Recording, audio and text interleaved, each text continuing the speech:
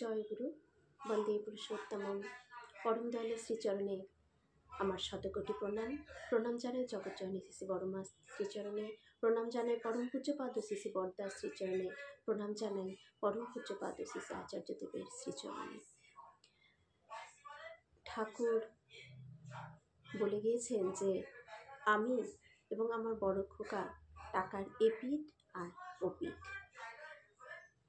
তাই ঠাকুরের যেমন সব কিছুর প্রতি একটা মায়া, মমতা, ভালোবাসা ছিল, সেটা সজীব বস্তুই হোক আর নির্জীব বস্তুই হোক, ঠাকুরের কাছে কিন্তু সব কিছুই সমান ছিল। ঠিক এমনই আমাদের পিতৃদেবও ছিলেন। পিতৃদেবের কাছেও একটা নির্জীব বস্তুর প্রতি তার যে ভালোবাসা ছিল, তার যে মায়া মমতা ছিল, সজীব বস্তুর প্রতিও কিন্তু ঠিক তেমনটাই ছিল। এমন একটি ঘটনা আজকে আমি আপনাদের কাছে তুলে ধরছি। হয়তো আপনারা অনেকেই জানেন, তবু বলতে ইচ্ছে করছে তাই করছি। সবার মঙ্গল প্রার্থনা করি আমার দয়ালের রাতুল শ্রীচরণে। একবার অজিত ধরদা শ্রী পিতৃদেবের ঘরে একটা টেবিলের মধ্যে একটা জলের ঘটি রাখা থাকতো, তার পাশে একটা দেশলাই থাকতো। অজিত ধরদা সেই দেশলাইটাকে নিয়ে কোনো একটা কাজে ব্যবহার করলেন। তারপর যখন সে দেশলাইটাকে রাখলেন, ওই টেবিলের মধ্যে তিনি ছুঁড়ে রাখলেন। সেই ছুঁড়ে রাখাতে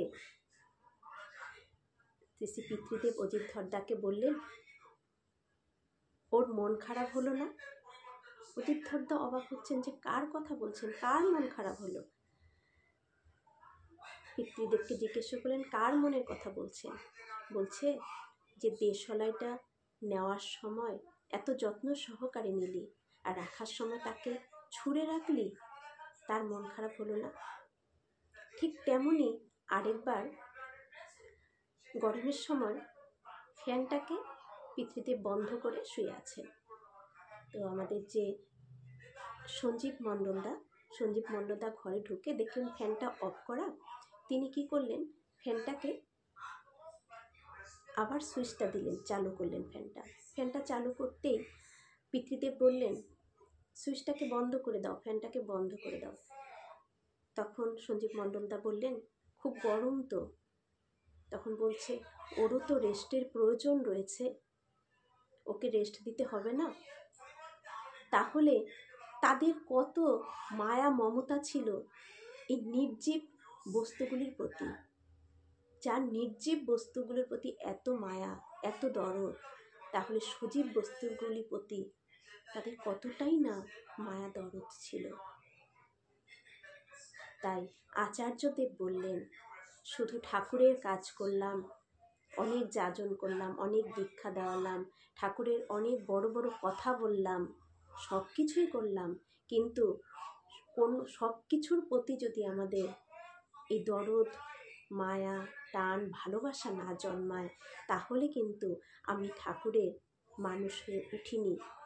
ওই চটি দুটোর প্রতিও আমার যেন ঠিক একইভাবে মায়া দরদ থাকে, তাদেরকেও যেন আমি যত্ন সহকারে রাখি, যত্ন সহকারে ব্যবহার করি, পরিষ্কার পরিচ্ছন্ন করে রাখি।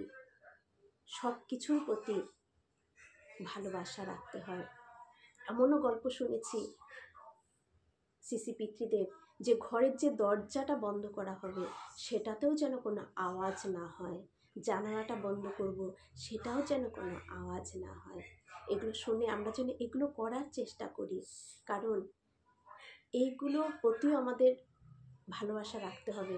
কারণ ঠাকুর কিন্তু সব কিছুর মধ্যেই বিদ্যমান, তিনি সব কিছুর মধ্যেই রয়েছেন।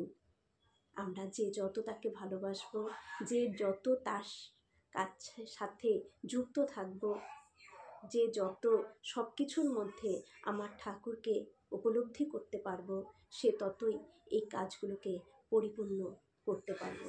তাই সবাই আমরা যখনই যে কাজ করতে যাই না কেন, সেটা দরজা জানালার হোক, সেটা নির্জীব বস্তুই হোক, আমাদের জন্য মনে থাকে যে আমার এগুলো সব কিছুই আমার ঠাকুরের, সব কিছুকেই যত্ন সহকারে ভালোবাসার সাথে যেন আমরা করে থাকি। এগুলোই তো ইষ্টকর্ম। এর মধ্য দিয়ে কিন্তু আমার ঠাকুর খুশি হবেন। সবাই ভালো থাকুন, সবাই সুস্থ থাকুন, সবার মঙ্গল প্রার্থনা করি আমার দয়ালু শ্রীচরণে। জয় গুরু।